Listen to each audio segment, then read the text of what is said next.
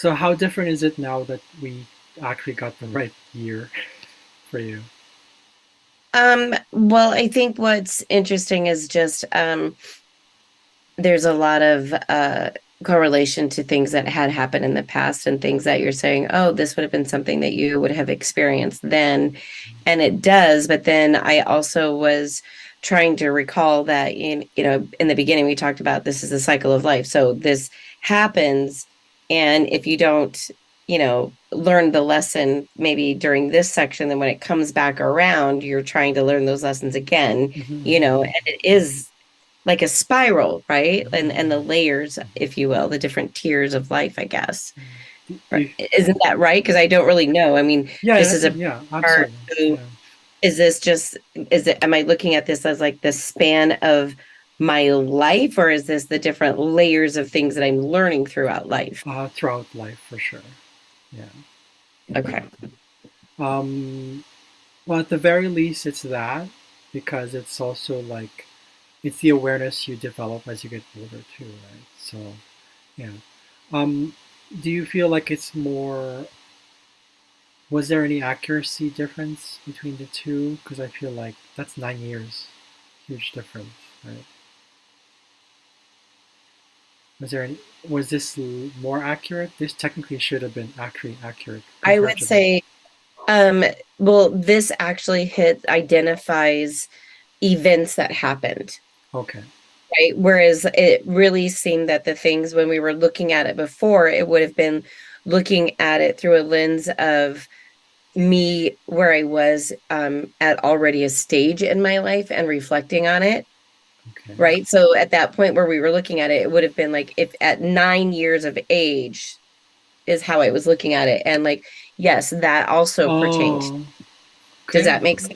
In a way, but usually your birth chart is the one that's stronger than Oh, even and the that's why progression. Yeah. this definitely depicts the actual events versus like an overlaying scenario synopsis of Okay. these are things that you Okay. have experienced in life. This is Okay. more like this is actual, yes, I can identify a point in time in my life where this, and this Yeah. exhibited these lessons that Okay. this is telling me I would have experienced. Okay. Okay. Good. Good to know. Sometimes I do get I try to ask for feedback because it's like you Well, know. and that's why, I'm trying not to say, but it's just like I can make the connection. This, okay, that makes sense. This happened during this time, and that's why I'm asking. And what about what age is this? When did this occur? Yeah. Yeah. Yeah. I Okay. can figure, yeah. Okay. So you said now we're going into transits, and We what does can. that? Well, we can go into transit. Did you have any questions about like your 12th house stuff right here? Is that Um, things that you haven't maybe still are, or maybe already have, or I don't know, have yet to, depends, to like really accept and acknowledge. And because the 12th house is the subconscious, it is your, it's a dustbin of the zodiac, of the whole thing. So, because I see here, like, again, because it's now the actual chart, it's your actual birth chart this time, right. that Chiron here is a significant planet that I see. Well, also Ceres, but it's in retrograde in Aries, so definitely like um, mm, maybe wounding and loss of freedom, personal freedom, possibly like overall health that you were not able to deal with in the past or haven't dealt with. Um, see, was it conjunct? Ah, yes, it's conjunct Eris right here. Eris is I think last time I said to you, Eris is the catalyst of change. She's the one that, uh, basically, she's the one that tests whether we're owning the truth for ourselves. She's the goddess of discord, right? So she creates chaos. She's the chaos bringer. She's the one that goes, okay. But because it's in retrograde, it's an internal sort of, how do you call this? What's the word I was looking at? Not test. An It's a internal battle or an internal conflict that I was going yeah, through. yeah, probably possibly with specifically with health. or at least wounding of like loss of freedom, loss of individuality, loss of sort of this sense of like I'm in charge of life, I'm in charge of situations. So it's About also what ego time, based. Hmm? about what time in life did this occur? Oh, this is the 12th house, so this could probably still be happening. This Well, is the reason why I'm asking is because you're saying wounded Chiron with a lot of health. I was 29, okay. 28, and I lost both of my parents within a week, Oh, okay. health, and a week later found out I was pregnant.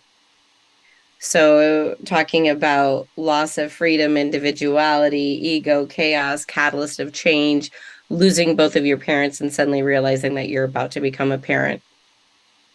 In the middle of my, I was a newlywed, and my mother-in-law was caught up in a huge it was an international story that was a legal battle that was dealing in the medical field.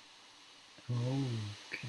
So So that it's like there's a lot, and I'm like, well, about when was this happening? that would probably be if it's one of your parents who are dealing with like Both of my parents. that's a transit that happened at that time. Not so much. This is the 12. All the stuff in your birth chart is your own personal things that you deal with for yourself, meaning like how you process it. Well, It's sure, that was a your lot to process during that time. Right. so. But in terms of the event itself, we have to look into an event chart. Well, technically, we are already looking at an event chart, but this is for today. So this To, is yeah. So I would have to so look at how that. does that relate to, so how does the 12th house relate to today? Well, the 12th house is ongoing, of course, because your whole chart is you. It's your journey, not the actual event itself, but kind of, yes, but it's more how you yourself connect with those events. It's not external, it's internal. This Sure, is your sure. yeah. I understand that. But I mean, like, how does all of that, what does, how do I see today in this with all of that information? Then that's when How we does it look at the reflect transits today? today. Yes. And that's So the outer side of the yes, that's what's circle. happening outside today. Okay. Yeah, that's right. Yeah. Okay. So, but yeah, so if there's any sort of internal struggles that you haven't dealt with, that you kind of shove to the side and it's in your subconscious or possibly also in your unconscious, because I see here you have Chiron 6 degrees, Eris 11. Okay, so Eris is in opposition to Mars. So there's that, okay, internal struggle, possibly something to do with this something with your health that you haven't dealt with, issues with, so that's the Mars. So headaches, something to do with your head. You have headaches. Constant, constant ear ringing so loud that it combats the noise outside, Yeah, and the pressure in my head is constant. yeah. With Uranus there, it's unpredictable when the next one's going to happen because you have sensitivity toward Mars, Libra. Yeah, it's in the sixth house. Health issues also with regards to the head specifically and the nervous system as well. So, but because it's in conjunct, it's almost like you know how to work. You eventually learn how to work with this energy, this sort of like sensitivity in your body overall. Well, yes, it's also overall health, but it starts with the head. But yeah, because it's in the sixth house. Sixth house deals with health. Sixth house deals with, well, it's also the unconscious. So probably you might be looking at things that there are some things that probably haven't been acknowledged. So possibly like past wounding, what's causing that, because we look at, okay, so we look at, right, it actually ties in perfectly because Chiron is in retrograde. Okay, that means it repeats itself. Anything that's in retrograde is there, it's going to come back until you learn the lesson, but it's, you're powerful because of that, because it's retrograde. It's an internal process. It's like a Mercury in retrograde. It's like you're awakened because of it, because you're like, oh, there's this sort of external, because we're so used to the human psyche as humans, we're so used to external validation, external proof, external everything is like external happiness, external everything. But the reality is not that. The reality is our choices. So with Chiron retrograde here, the wounds that keep appearing eventually teach you how to deal with it. In the subconscious level, yes, but once you acknowledge those hidden parts of yourself and truly embrace them, I believe either your headaches or something with the head and your nervous system will heal, it will either get better or heal. Also because remember, Chiron was in Aries, and what rules Aries?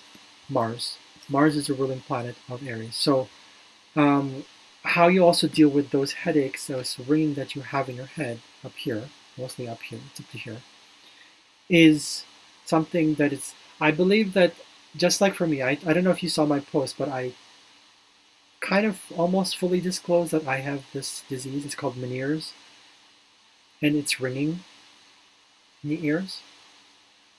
It's imbalance.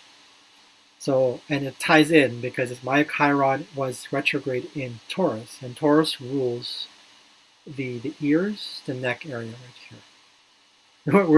We're digressing into medical astrology. I'm like, oh my goodness. But Right.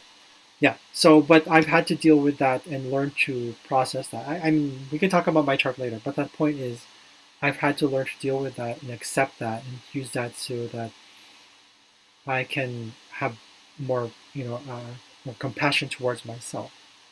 Right. So Chiron also does that. He says accepting the wounding so that you can heal, so that you, even if you don't really heal, you heal others.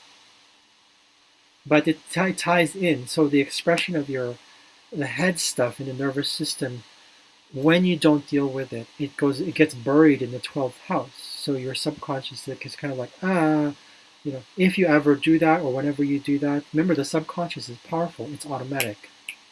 It's the one that it's deeper than instinct. Well, technically, it's where instinct is from, but you get what I'm saying. So it's Aries is where the subconscious is where the instinct is from. yes, that's right. So Chiron was retrograde in Aries, tied to Eris. So yeah, you could say inner battle with that one. Unexpected changes, like with not only your headache and health stuff, but also sixth house related stuff. So work, um, servitude, unexpected changes there, and how it manifests itself into your how you act and react to it. Especially because you have Mars in Libra, it's more of a reactive thing than active. If Mars was in Aries, it's active. Mars in Libra, it's reactive. So how would that translate? I am reactive to a job change, meaning, Possibly like any changes there, like is that do you feel like there's also Saturn in your sixth house too. This one's more about toxicity, poison, um, yes, power struggle, but more like because it's the sixth house, we're dealing with definite like yeah, anything to do with viruses, bacteria, fungi, toxicity, poison, but what does um, that mean? You're saying toxic relationships, poisonous relationships in the workplace, or possibly, possibly, yeah, because and this would be a reflection of today, we'll say. it can be a reflection of today, but what's transiting your sixth house is Pallas Athena, so that's not we're still kind of we're going to bridge from we're going to connect what's happening with your cosmic DNA, your chart itself with what's happening externally. Those are the transits. Okay. Yeah, I'm like, holy cow, does this mean that I'm having a work change coming up or what? What are Oh you no, talking about? oh no, that I can't tell you. I mean, that's horary astrology, horary astrology. Well, That's I'm not asking which oh, okay. minute or which day. I'm talking about, hey, this is coming, be aware. It's Mhm. like, Ah, huh? well, that's why I got the ephemeris. I wanted to see how long certain planets would last, especially if it's the moon, if it's transiting whatever wherever it is transiting your chart. it means it'll tell me how long that, whatever the trigger might be, how long that will last. Right? Okay. That will show. Okay. So, okay, any questions about your sixth house, 12th house stuff? Like, because that's like a, Yeah, there's a whole bunch. There's okay, a lot. okay, okay, not a problem. Okay, now we'll go into the transits. So, what I see here is, I see a stellium transit right here on the side, right here. Ceres, is that retrograde? No, it's not. Okay, good. Ceres, Mercury, Mars, transiting your 11th house. So, generally speaking,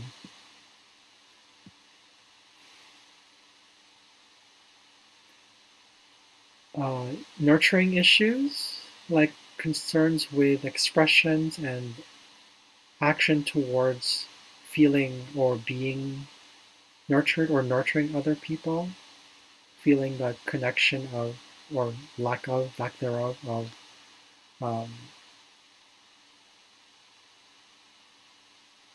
yeah, it feels like it's there's something happening there. Are you coming across people who are probably expressing themselves to be do they feel kind of dependent on you?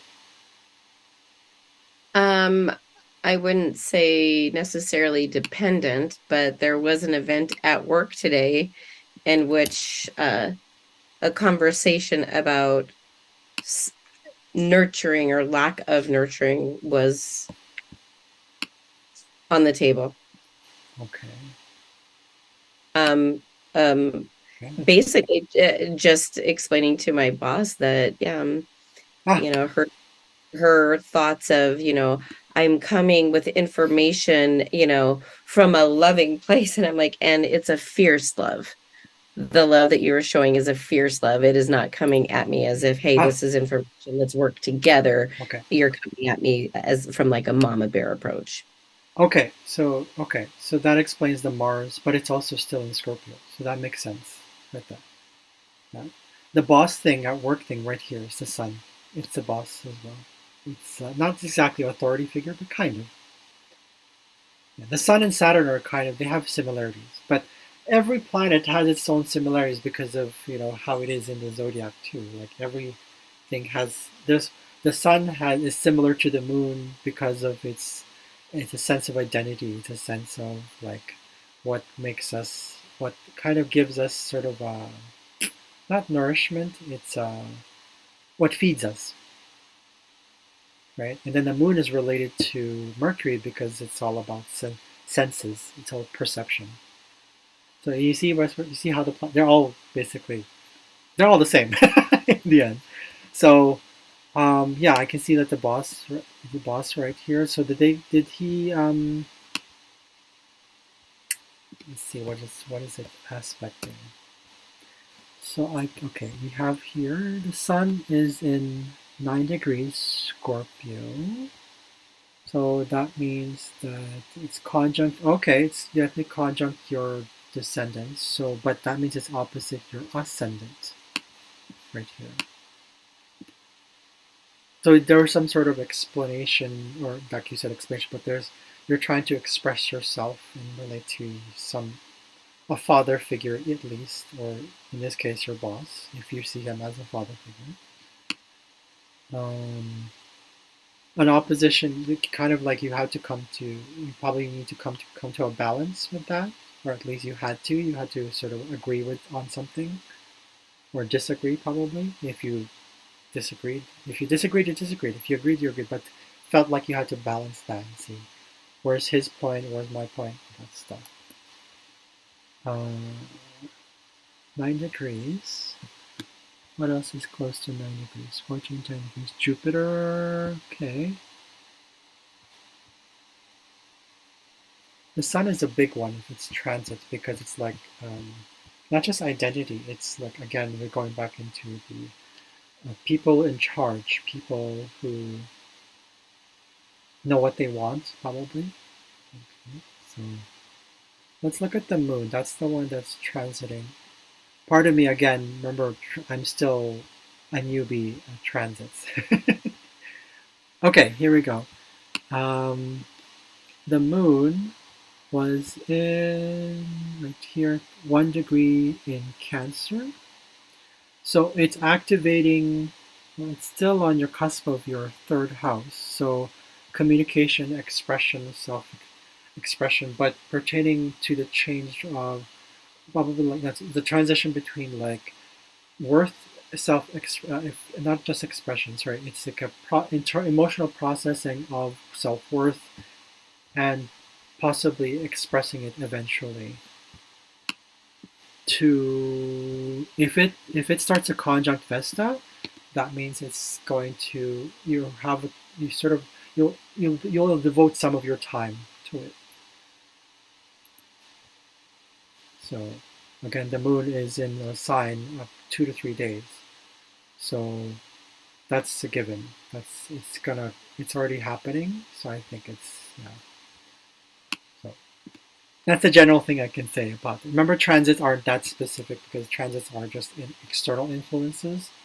But let's look at where the moon. If there's a square, moon square. Okay, Cancer. So that was right today. So it's 1 degree Cancer. 1 degree. Oh, okay. It's square to your Pluto. Okay. Oh my goodness. Okay. So, um, power struggles, emotional power struggle, emotional like conflicts with maybe how you feel about the workplace or your own habits, your routines, what you're dealing with, what you're maybe you feel like is there something that needs to happen that probably like a I don't know, it feels like not necessarily change that needs to happen, but maybe like how you can go about it at the very least because there's no real change at this. But again, Pluto is about change. It's inner core change, so it's slow moving. So this one's more about emotional processing. You're a little quiet there.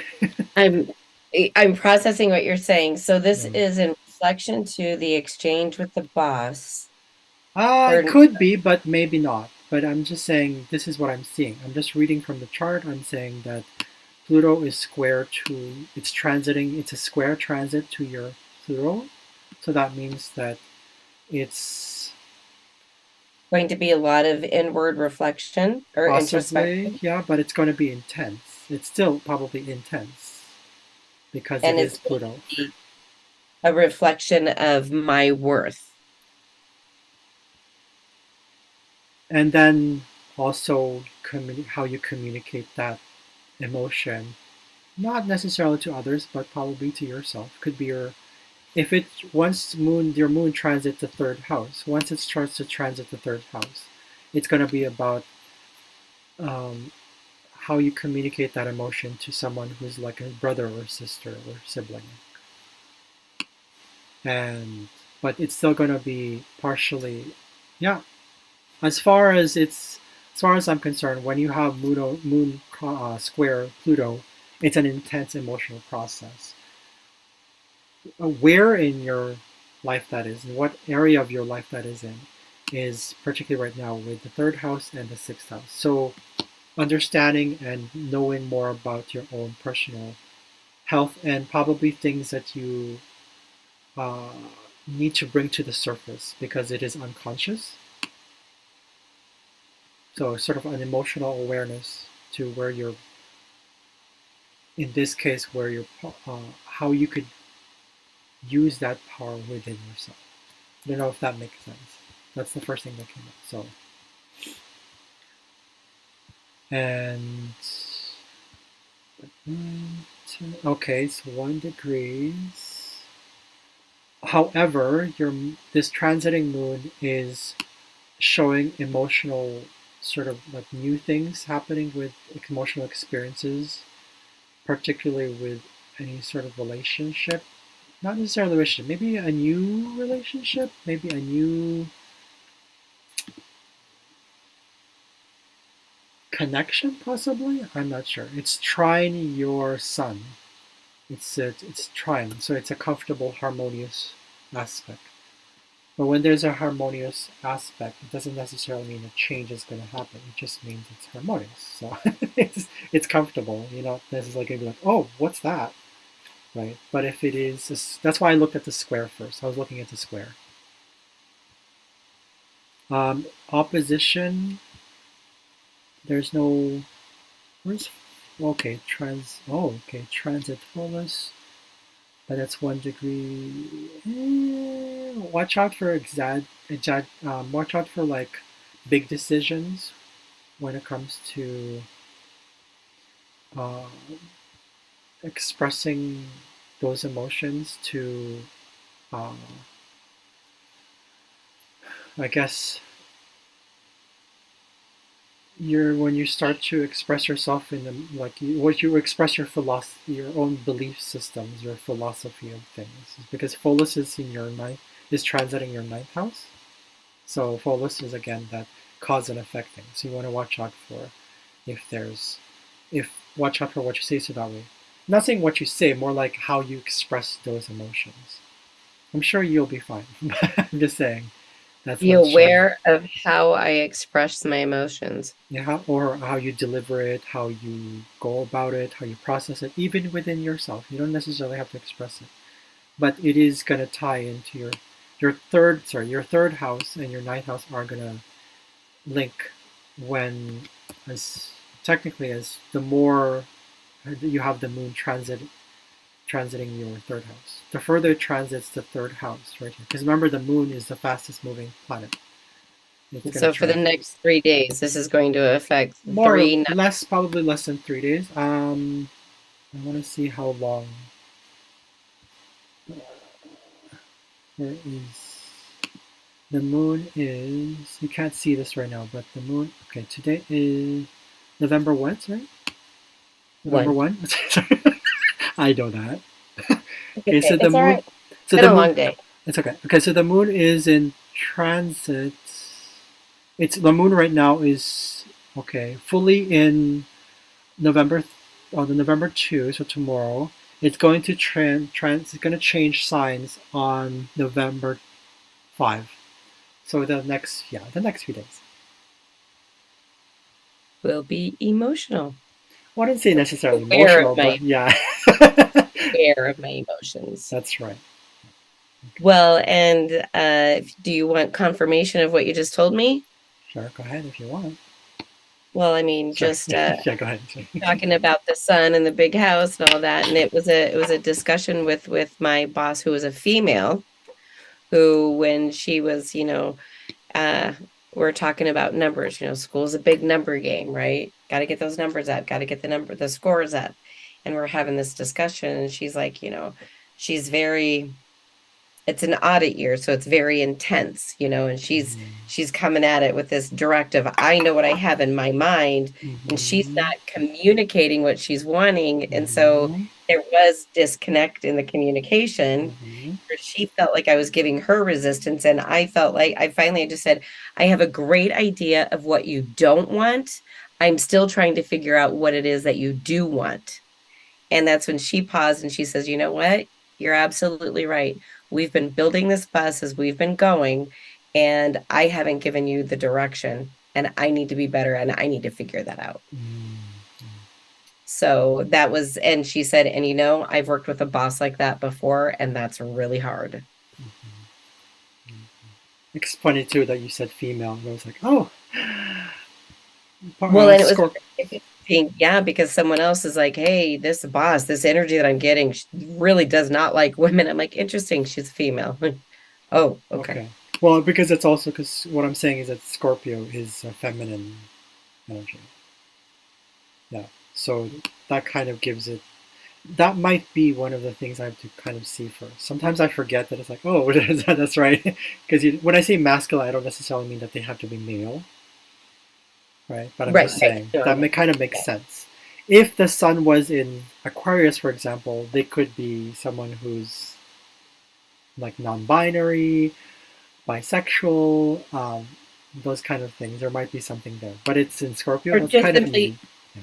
right, just simply having a lot of, I mean, it's a male dominant, society in that type of a position. So, we kind of gravitate, and yeah, there are more masculine energies that are, it's very linear, very, analytical. So it's very, I understood where that was coming from. There you go. Yeah, awesome. So I don't know, like right now, everything else that's trans. Do you have anything like? Okay, let's look at Saturn, because Saturn is a big one. Saturn transiting your 11th house in Pisces. Everybody's technically affected by this too, but because it's in Pisces, in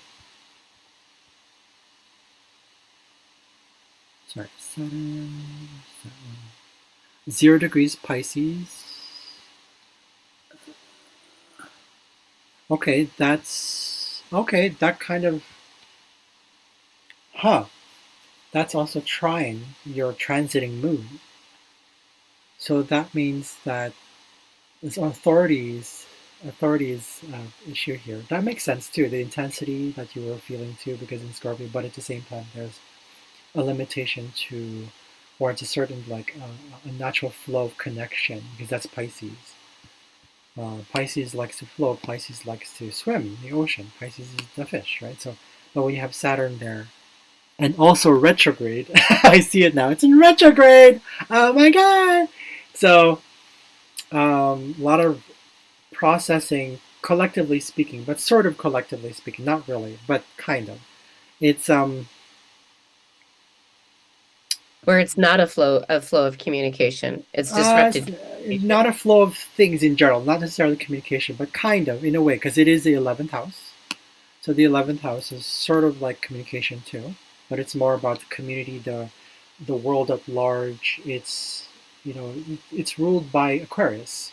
So Aquarius is a very social, like non-emotional stuff, and it's also non-emotional relationships. So that explains the work thing, but with authority figures coming in, so it's like it's kind of meaning this might continue to happen because your Saturn is going to transit Pisces. I don't know for how long. I think it's quite a long time in a sign. So don't worry about how long. It's not even within the next month or so. It's going to be more than that. So it's going to eventually transit and conjunct your north node. So it's going to make you definitely, if it goes direct and not retrograde, that means it's going to activate your commitment and your discipline towards your own north node journey. Kind of exciting. So we have a while before it activates. Well, you don't need to wait. You don't need to wait for it, but I mean, I'm just saying, right? So No, it's it's coming. yeah.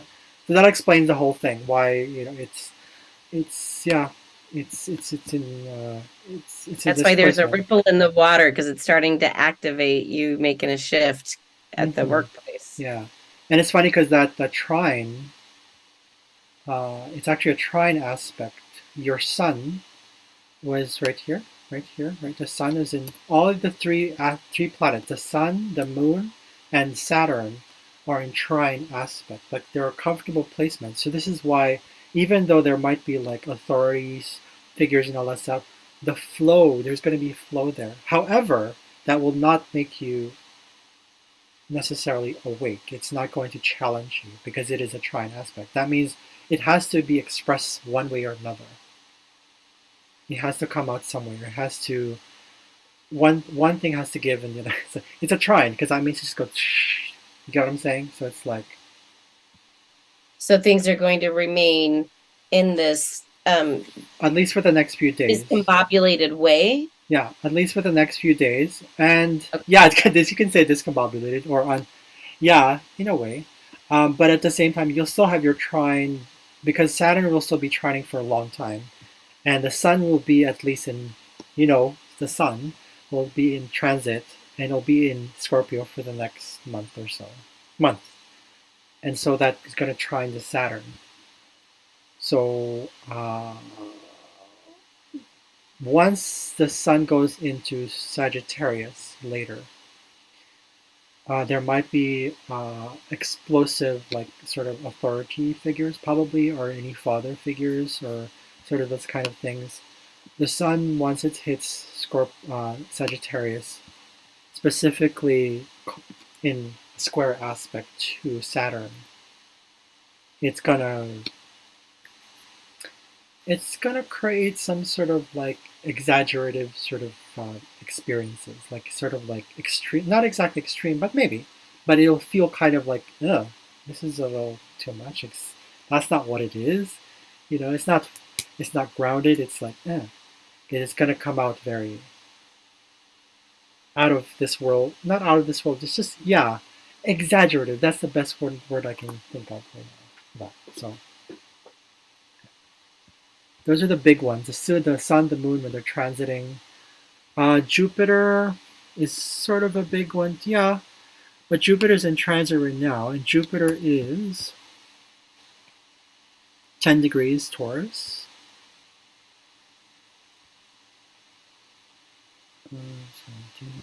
Okay. Oh, well, it's in opposition to your Venus, which is also, that means it's opposite your Vesta here. So, uh, a belief in your, a belief, like sort of, it might trigger sort of images, like a belief in yourself, because also it's conjunct Saturn, your Saturn retrograde here. Lots of retrogrades happening here, but it'll make you stronger for it because it's retrograde. I believe that. So it's kind of expanding on Saturn and making it sort of like, okay, I think I know how to work with this, but eventually it's going to take you a while to get used to that. Saturn will be conjunct your Saturn. Jupiter will be conjunct your Saturn for a while. For how long? Less than Saturn. Again, I don't know the exact number, like months But what or does days. Jupiter conjunct Saturn mean? It's a slow up. It's a slow growth. It's a slow, gradual expansion of, uh, yeah, growth of maturity, maybe sort of maturity, faith as well. It's like when Saturn conjuncts Jupiter. It's like the end, the road, the light at the end of the tunnel. But in this case, it's inner light at the end of the tunnel because it's retrograde. It's like believing in yourself, believing in your process. In this case, with your, yeah, yourself, because it is the first house. Yourself, your identity, your ego as well is also affected here.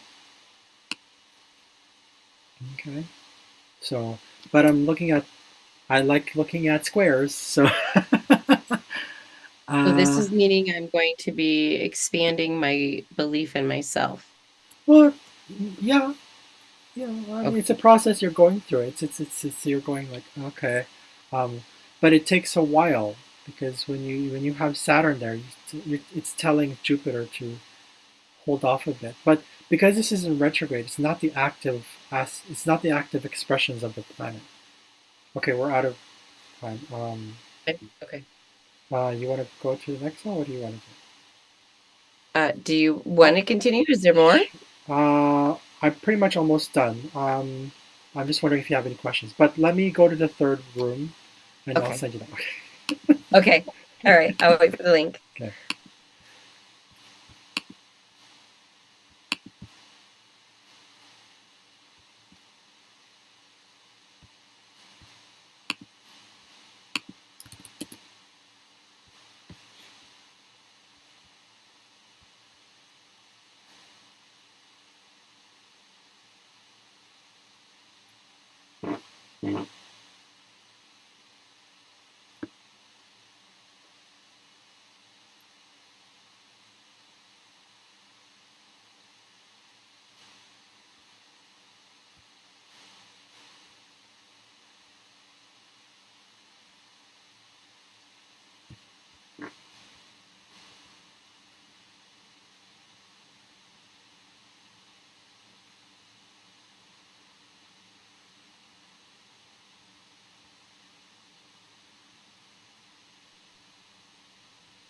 Bye.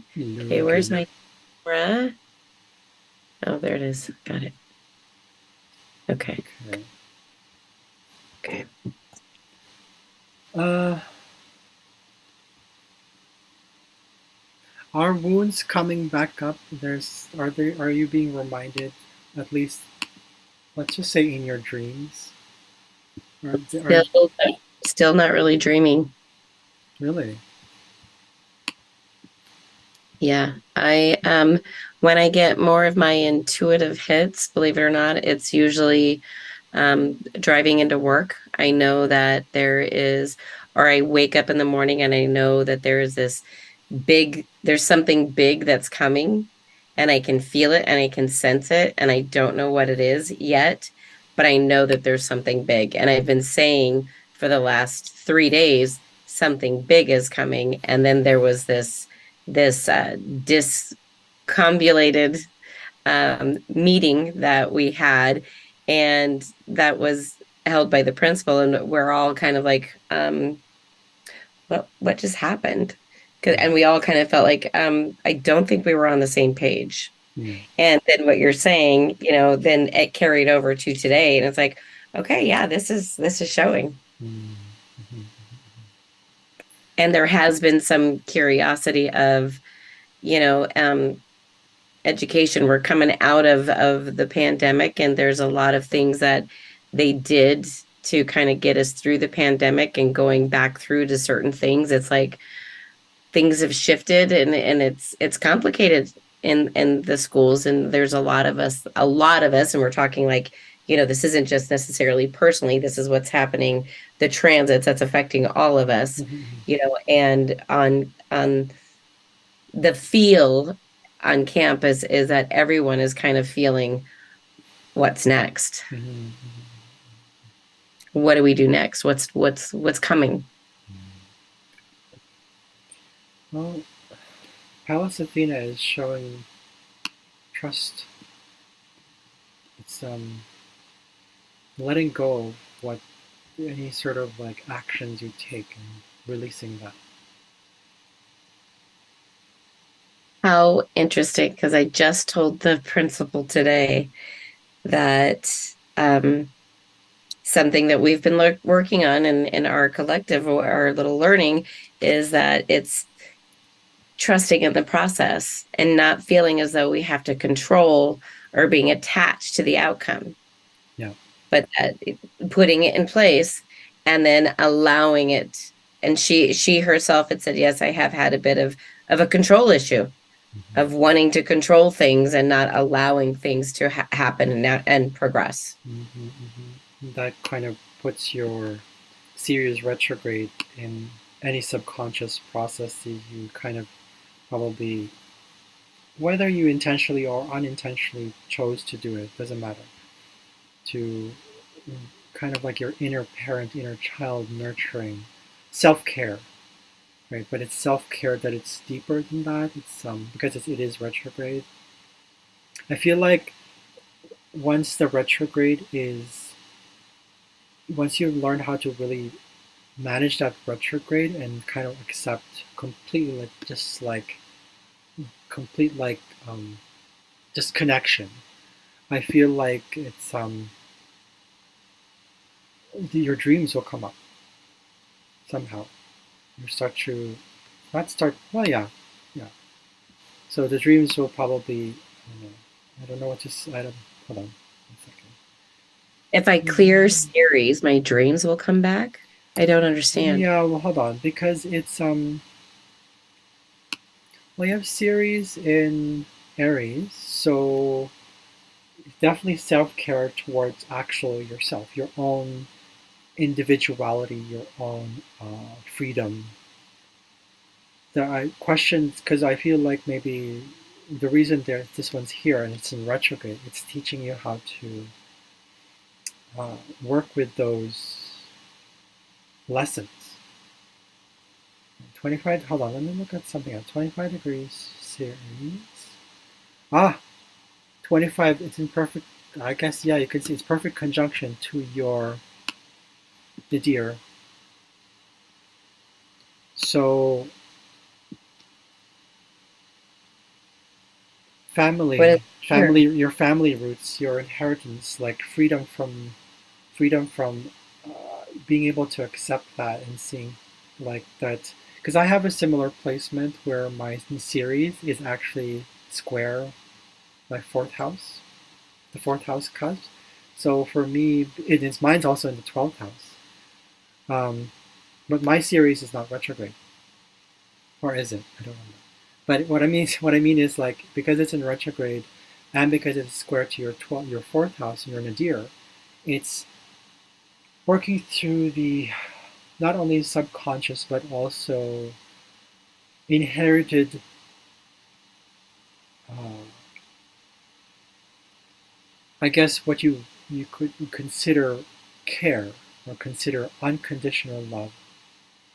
Series is unconditional love. So Working through yeah, unconditional love, working through through how to. working through the things that you probably feel like you lost when you were younger, that you didn't have, or that you didn't get from your parents, or you didn't get from yourself.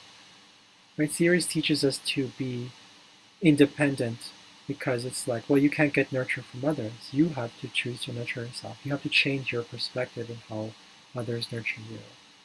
And but that's also the environment that you were possibly in. Remember, I told you that I don't know. I think I told you that, but series rules epigenetics apparently. So how the environment affects the DNA. So that means that it's our belief about external things that affect our subconscious and what we believe in ourselves, and eventually affecting our DNA. There's actually research on this today that it's like, yeah, our beliefs affect our DNA. So that's series right there. Okay, so my I'm needing to work through my beliefs about myself.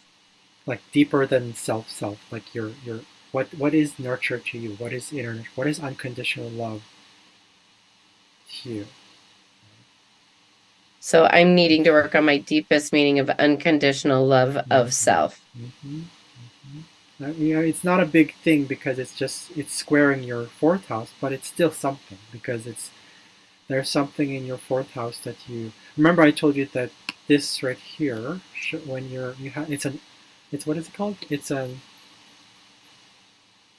what's it called? It's in between the houses. What's the term? But it's locked in. So there. Remember I told you about your childhood, and I said you felt kind of like you said you were fat, and then. Sorry, I'm doing this because I don't want to be offensive, to be honest. But that's what you No, you're said. talking about that was where that I was put in a box and that I went through Yeah, a intercepted. There. transformational period. Yeah.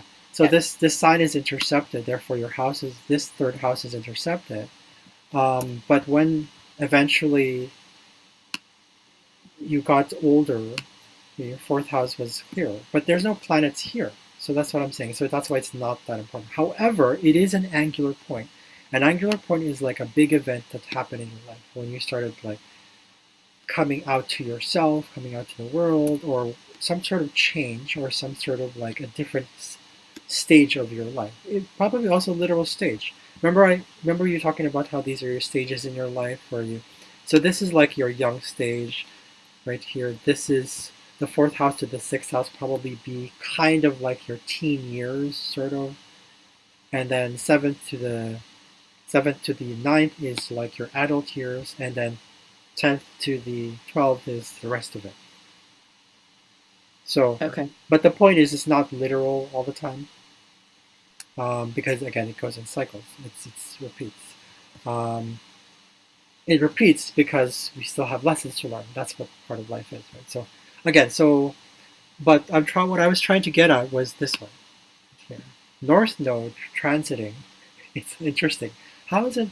I've never analyzed North Node as a transit, but I feel like it's the general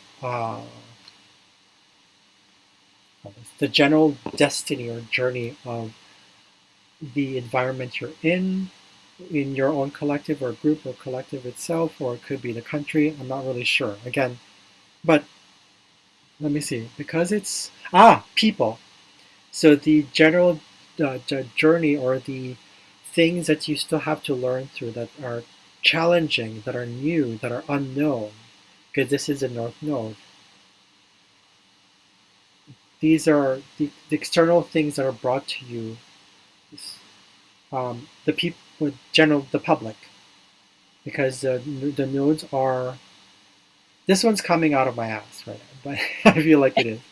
It's but I feel like the North Node is something to do with that, something to do with because the nodes are these are the nodes of the moon, and the moon represents people.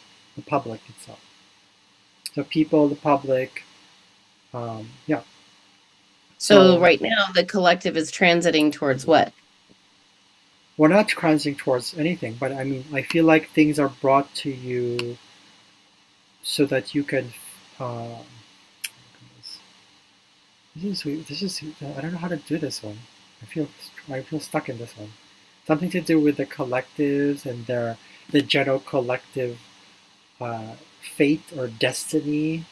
It's um, when it's conjunct your series, it's like reminding. I think maybe outside sources are reminding you to take care of yourself, or and there's kind of maybe there's some sort of like things that kind of test that and kind of you get put to the test because Aries is also there. So but specifically things that you've hidden, and this is 12th house, right? So North Node Aries transiting 12th house. So not to mention Chiron here. So wounding. So past wounds, any sort of collective wound, any sort of thing that you're. So anything that probably like being reflected back to you and feeling like you are. Well, the feeling, sorry, reminding you, it's like, oh, I have to take care of myself. Series, process it. So it could be in. So I would say watch out for because the subconscious is so powerful, watch out for things you expose yourself to. Like, like for example, something that seems harmless, like jokes. But once we're at ease, this is the way subconscious works, right? I think you know this one. That once we're at ease, once we're having fun, and all of a sudden, like not all of a sudden, but in the process, we hear things that may seem like, oh, it's not negative, but actually it is. Or the way the subconscious works, because it's the back door. It's things that creep in that direction. Is the subconscious opens up when we are emotionally vulnerable, when we're uh, at our more relaxed state. At you get what I'm saying? Like yeah, that's the subconscious. It's when we're because it's the part of the brain that is automatic. It's the part of the brain that is natural. It's the part of the brain that deals with fluency and instinct and drive and all those kind of things. So I say that with what you're experiencing through, like whatever you're experiencing now with people, uh, be careful that take care of yourself first and be kind of. It's kind of like that phrase I saw, that quote from was it Bruce Lee? He said that don't make fun of yourself even if it's a joke, or don't talk negatively of yourself even if it's a joke, because that in itself will become a belief. Remember we talked about series being kind of like it's there's a connection between nurture and what you believe about yourself, because it is. So watch out for that. That's what I'm saying. That's all. I don't want to go further than that. So, any question? Sorry, he's very silent. Taking notes. Oh, okay, okay. Yeah, I write it down so then that way I'm not like asking you to repeat it or something, and then I can reflect back and kind of. Yeah. I do know that as a Sun Scorpio, like um, there are things that I really know. Like it's from my experience too that you're definitely not going to reveal certain things that here because it is being recorded. So you'd be like, Me? I don't know. I don't know. Do you think you feel like that still today? Like you feel Oh, no, I think as far as when it goes to when it talks about the dark side, the mysterious side of the Scorpio is the fact that not I personally I am not a closed book.